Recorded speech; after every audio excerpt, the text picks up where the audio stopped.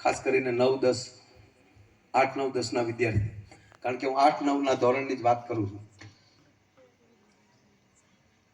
કોઈ દિવસ હું એનો લેશન ન લાવું. સ્પેલિંગ પાકા કરવાના કીધા હોય તો એ કાંઈ આપણે બધાની નોટબુકનો થપ્પો હોય, સાહેબ બધાની નોટબુક જોઈ લે, લેશન જોઈ લે, સહી કરી નાખે, આપણી ન હોય. હાલો 1 દી 2 દી 3 દી, પણ કોઈ દિવસ 2 વર્ષમાં 8 અને 9 ધોરણમાં કોઈ દી હરેશભાઈ એવું બન્યું કુડેચા સાહેબે મને ઊભો ન કર્યો હોય? મારું નિહાળમાં બહુ માન હતું. સાહેબ મને હંમેશા ઊભો કરતા હતા. શું કામ? જેથી કરીને બધા મને જોઈ શકે. કારક સાહેબ મારા એટલા શરીરનું ધ્યાન રાખતા હતા કે આનું શરીર મજબૂત થાય એટલે સાહેબ મને ઉઠબેઠ કરાવતા. કેટલું ધ્યાન રાખતા. પણ આ સત્ય વાત કરું, કુડેચાભાઈ રોજ ઊભા કરે, રોજ મને એટલું કહે કે કેમ તું સ્પેલિંગ પાકા નથી કરતો, કેમ અંગ્રેજી નથી શીખતો. એટલે હું એમ કહેતો કે સાહેબ ભેહું સારવી, એમાં મારી ભેહું અંગ્રેજી સમજતી નથી. આમ કરીને કહું, તમે જેમ દાંત કાઢે, મારો ક્લાસ દાંત કાઢે, અને ક્લાસના વિદ્યાર્થી દાંત કાઢે એટલે કુડેચાભાઈ ખીજાય, સાયલેન્ટ, આમ ખીજાય, છો.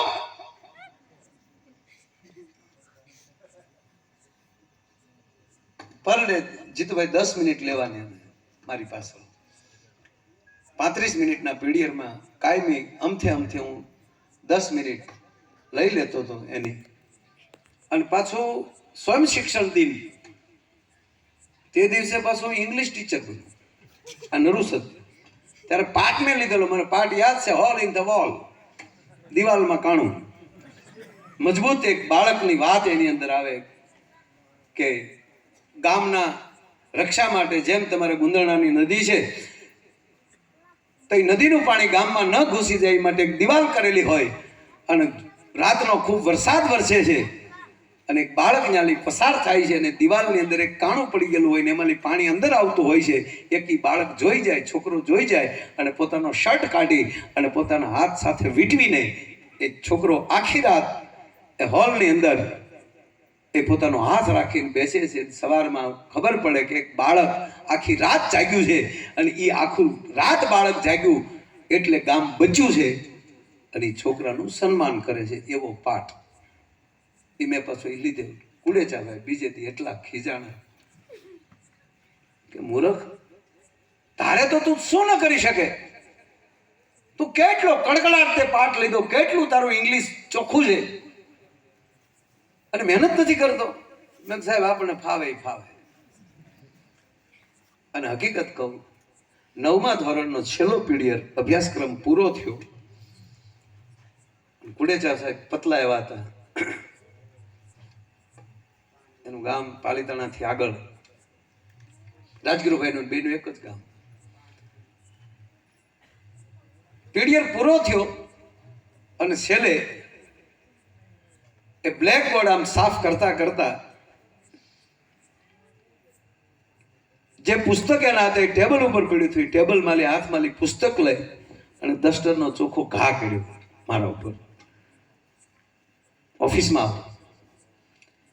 ઓફિસમાં એકલા બેઠા હતા મોરી સાહેબ. મારી સામે એ રડતા ખીજાણા. મને પહેલી વાર મારી જિંદગીમાં કોઈનો મારા ઉપર પ્રભાવ પડ્યો હોય અથવા તો શરમ લાગી હોય, મને દુઃખ થયું હોય, એવો મારા જીવનની પહેલી ઘટના 9મા ધોરણ પૂરું કરવાના છેલ્લા પીરિયડની.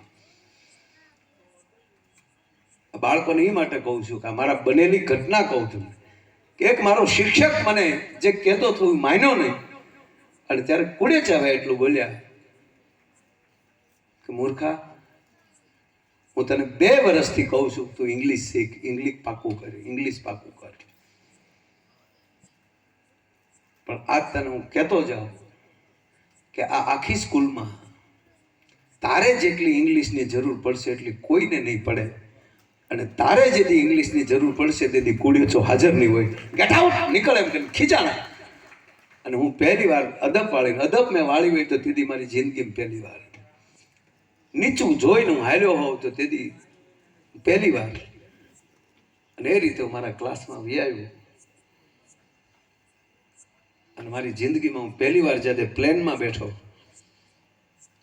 મને કલ્પના નહોતી મારી જિંદગીની, અને પ્લેનમાં જ્યારે હું જતો હતો મુંબઈ, અને એર હોસ્ટેસ આવીને મારી સામે જ્યારે અંગ્રેજી બોલી, સીધો મને થડકો લાગ્યો.